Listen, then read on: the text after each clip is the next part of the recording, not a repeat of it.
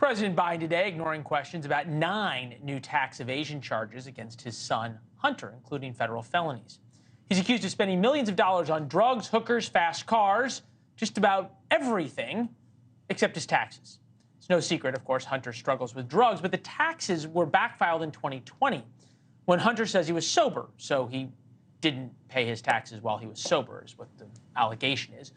Over the course of 4 years, Hunter spent roughly $5 million, $700,000 on various women, $400,000 on clothing and accessories, $1.7 million on cash withdrawals.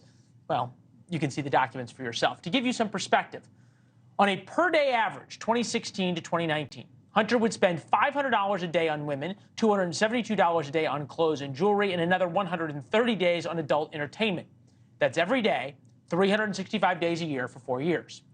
For reference, one of those years was the first year of his marriage to his new wife. With us now, civil rights attorney Robert Patillo, political consultant Shermichael Singleton. Mr. Patillo, to you, I thought it was interesting when we heard from the attorney for Mr. Hunter Biden, same attorney, interesting enough, as Jared Kushner. So the family of presidents is someone who Abe Lowell enjoys representing, says, hey, look, don't worry. He said, unless Hunter Biden's name was Biden, this would not be happening to him.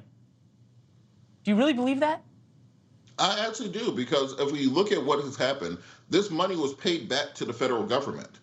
There was a plea deal that was in place earlier this year that would have handled these cases altogether without any federal charges. If it was not for him being named Biden, you would not have had the congressional inquiry into this. You would not have the additional scrutiny into that plea deal, and this all would have been taken care of already. So this idea that Hunter Biden, if you think about the extraordinary claims that Republicans have made about Hunter Biden over the course of the last 4 to 5 years, as Carl Sagan said, extraordinary claims require extraordinary evidence. None of those things will come to fruition, and what we have now is a tax case, which is not the sexy case that Marjorie Taylor Greene claimed we would have.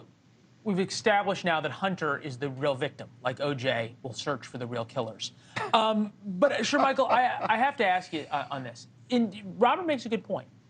Republicans have been trying to sort of make this connection with Hunter Biden, hang Hunter Biden around Joe Biden's neck for years. It has not worked. They have not come with the receipts to connect. I don't think they need to connect the two men. So that's my question. Is it because you're not paying taxes, right? Is that something, drugs and women and hookers and all that kind of stuff, it's tabloid nonsense. But and a lot of people have taboos intrigue and taboo in their life. But we all pay taxes. We're all supposed to pay taxes, but none of us like to. Is the fact that the first son was not paying taxes, does that change the conversation? Absolutely, it changes the conversation. I mean, Wesley Snipes went to prison several years ago. It literally upended his entire acting career. If this was a regular American who did not have the president as their father, they would have been in prison. Now, Robert knows this. We're both gun owners who happen to be black. If any one of us lied on that application, you're going straight to jail. The only reason this guy isn't in jail is because he's the son of the president of the United States of America. And so most Americans will look at this and they'll say, here is a guy who's done a lot of slanderous things, from women, from drugs, to the cars, not paying his taxes. None of us, Leland, could get away with this. Why should the president's son get away with it? And I'll just say this quickly.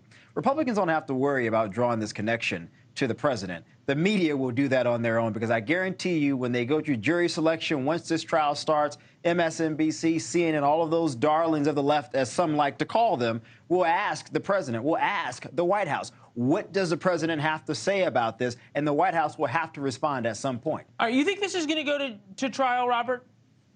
No, this is an administrative case. 93% of cases of this nature plea out before trial. And I think that's what's going to happen in this case. And as we've seen, Republicans, when Marjorie Taylor Greene was showing revenge porn against Hunter Biden in the House of Representatives, she was not saying it was because it was a tax case. When James Comer was saying that Hunter Biden was involved with human trafficking of women, he was not saying it was a tax case. So the claims that Republicans have made against Hunter Biden have not played out, and they have not presented evidence of that. I think what we have seen throughout the Clinton impeachment and even the Trump impeachment is that presidents' poll numbers go up when they are seen to be attacked by the other party for no reason. And I think President Biden is going to get a boost out of this, as opposed to what Republicans think are going to come out of this. The question isn't, I disagree with Robert respectfully. The question isn't about the president's involvement.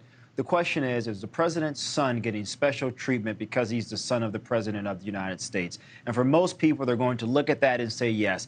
Thanks for watching. Go to joinnn.com to find NewsNation on your television provider. And don't forget to click the red subscribe button below to get more of NewsNation's fact-driven, unbiased coverage.